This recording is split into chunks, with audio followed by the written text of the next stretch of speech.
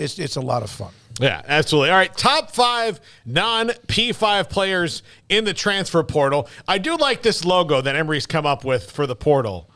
That is like what Thanos popped through. Looks like Hypnotoad. Yeah, maybe a little bit, yeah. So that's going to be our official 365 Sports portal logo from now on. But these are guys who are getting a ton of, and I got one of the positions wrong, and I admit that now, seeing this to you now. The slump continues. But I'll correct it when I did. I'm acknowledging it before. Just a little typo when I was correcting this and making it look pretty to send it to Emory. But number 5, cornerback Antonio Carter II out of Rhode Island. This is someone that Baylor has some interest in and, is on their radar, is getting a lot of play. And this is one of the more interesting things about the portal. I mean, it's great for some of these guys who can maybe play up a level, but it's not great for the schools that they're leaving. But on the other side of that coin, a lot of times the schools that are leaving do benefit about the guys who have not made it on the P5 level. But Antonio Carter, really good player, tall, can, 6 feet, 200 pounds, maybe a little taller than that. A corner that can get the long extension out on people. Curious to see where he goes. Got a lot of offers, and I do think that Baylor's in the mix on him. We'll see how much in the mix that is down the line, but someone to keep your eye on. Yeah, so a prime example of a guy going up to where he probably should be and should have been, or at least should be right now as far as competition level. And I think that's where people kind of lose sight sometimes of the portal. They go, oh, he's jumping up, he's going to make money and all that. Poor Rhode Island, but, I mean, maybe he needs to be playing in the Big 12 or the SEC or the ACC, all due respect. And make a buck while he's doing it as well. It's a great time to be a guy who could potentially be a starter on the next level because you're getting bags thrown at you, especially, offensive line. But I'd imagine that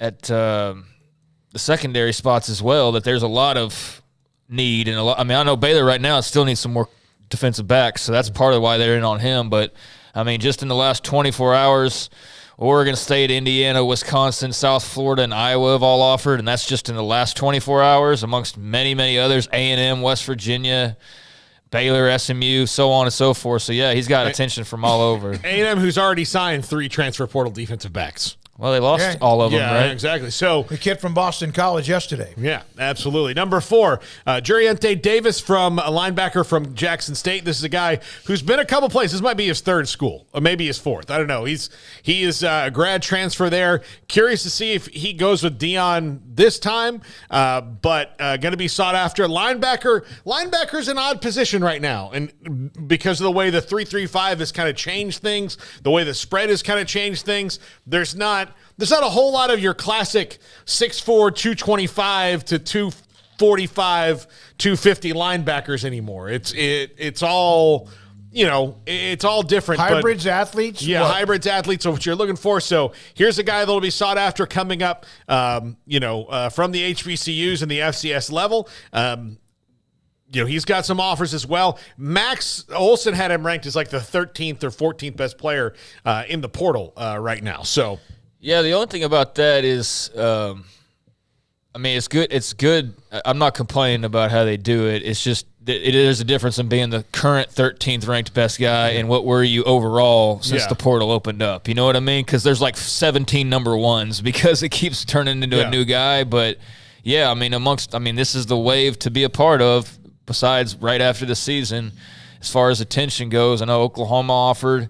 He visited A&M already, and he's going to go visit Dion as well. So that Jackson State connection could very well come into play. It'll be fascinating to see what the turnover is ultimately at Colorado by the time they reach their first game next year. Like, how many guys on that roster will have been there the year before, I wonder, because it's got to be – I think they've already, since the portal opened, they've already, sent 10 guys in. Yeah. It feels like, so. So, yeah, I'm sure he's going to bring – we know he already brought some guys over, but, yeah, maybe another one from Jackson State.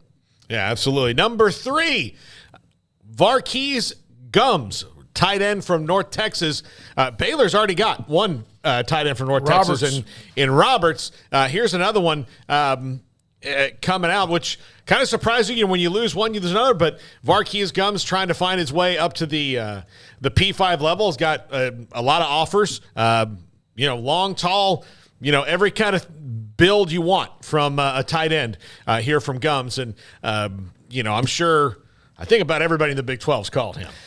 Yeah, I think maybe Baylor could do without at this point with their tight end room, just because I was looking at it last night. They've got like 5 or 6 guys. So I don't know, maybe they'd add another guy, but maybe that also rules them out. However, BYU's offered, Oregon offered in the last couple of days. I know those are 2 recent ones. And, it's, interesting to see all of the departures from North Texas. I have to ask Phil Bennett about that at some point. But Seth Luttrell's gone, so, they had a good run, and guys are taking advantage of their opportunities. And, that sucks for fans in Denton, but that's also kind of the reality. And you just wonder if that's also going to become the reality at most everywhere else outside of about 30, 40 places. Yeah. And that's the big fear. Is, hey, you get them, you develop them, you turn them into stars, get them to where they need to be, and then right as they're about to be at their best, and then you can really maximize it, they're headed elsewhere. That's frustrating. All right, so the larger schools or others get him. North Texas rates who? Tarleton, SFA? Well, I guess so. But the other thing is there similar are teams. But there are people that will come down, though, too. No, Yeah. that's a great, there so you there are go. people There that you will go. come down. Yeah. So, But the thing is that's They're not doing it at the height of their powers. Yeah, but it's also not doing it at the same time. So if you think about what the schools like North Texas are worried about is they don't want to be AAA ball for the P5. Like UTSA with what Trader. Yeah, they don't want that. They don't want that. They want to have their course guys and be able to keep their guys in a fair system fundamentally. But and the thing, if you're a AAA ball and you trade a prospect, you at least get something back for him. Mm-hmm. So yes, it might stink that you trade a guy who is you've developed him, he's coming through every level, but he's not ready for the major leagues yet. You're about ready to make a World Series run, and you trade for that pitcher who's going to get you over the hump. And then the next year, that guy's Rookie of the Year. Well, that sucks, but you won a World Series. Yeah, that's not the case for North Texas. North Texas sends a guy up, a guy leaves and goes up, and they just have to sit there and hope that maybe Oregon sends somebody back in the future, but there's not of Oregon's choosing at all. When we get the coach on, we will ask that question. Yeah. We'll ask him about, okay, how much of your roster outside of high school recruiting was players moving down from Power 5 or whatever you want to call it compared to moving up from another division. Yeah. Number 2. This is an offensive lineman. I typoed it when I was cutting and pasting. I'm sorry. Offensive lineman Troy Everett from App State. He is, the minute he entered the portal, people were all over him.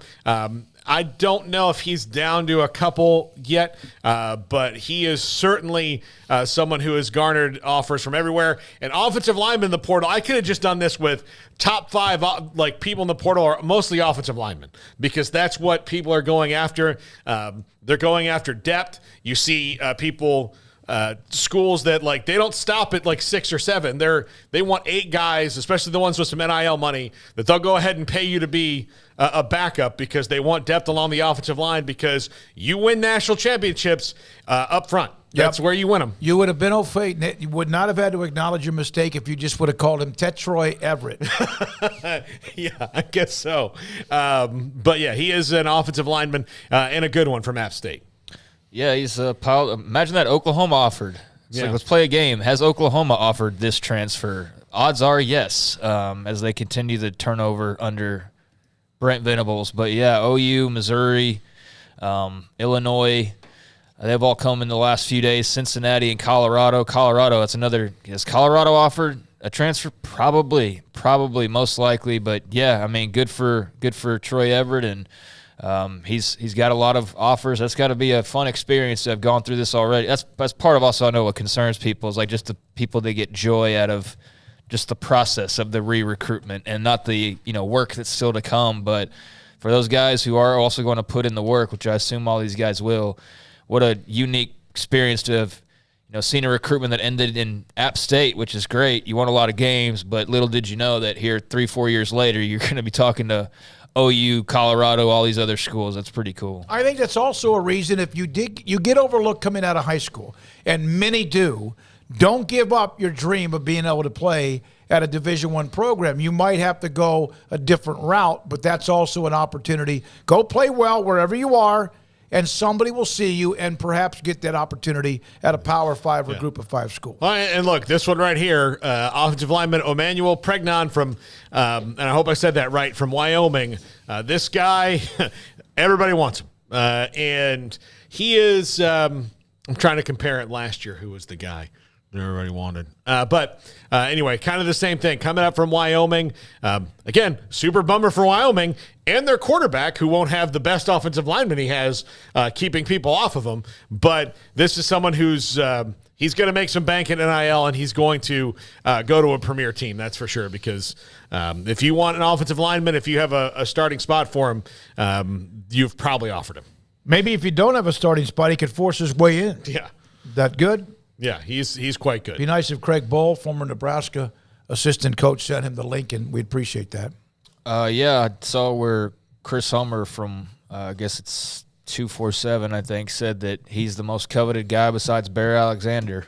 So if that puts it into perspective for you, knowing that Bear Alexander just entered the portal a couple days ago from Georgia, and that was a 5-star recruit. Yeah, when it was obviously a big deal. So yeah, I mean, he's in that category of just the most coveted guys, and I've seen a few say it. But if you're an offensive lineman, you know, everybody's out there, has opportunities to make money and whatnot. But especially if you're an offensive lineman, you can go out there and make some really good money. He'll make some good money, and he'll land just about wherever he wants to. I know there's a lot of SEC schools have offered him. Oregon, again, in the portal, throwing offers out. A lot of schools on the West Coast. So, yeah, be interesting to see where he lands, whether, you know, close by on the West Coast there, relatively close with Wyoming, or out in the Southeast with big bucks, I'd imagine. All right, Paul, very well done. Happy birthday to you, 40.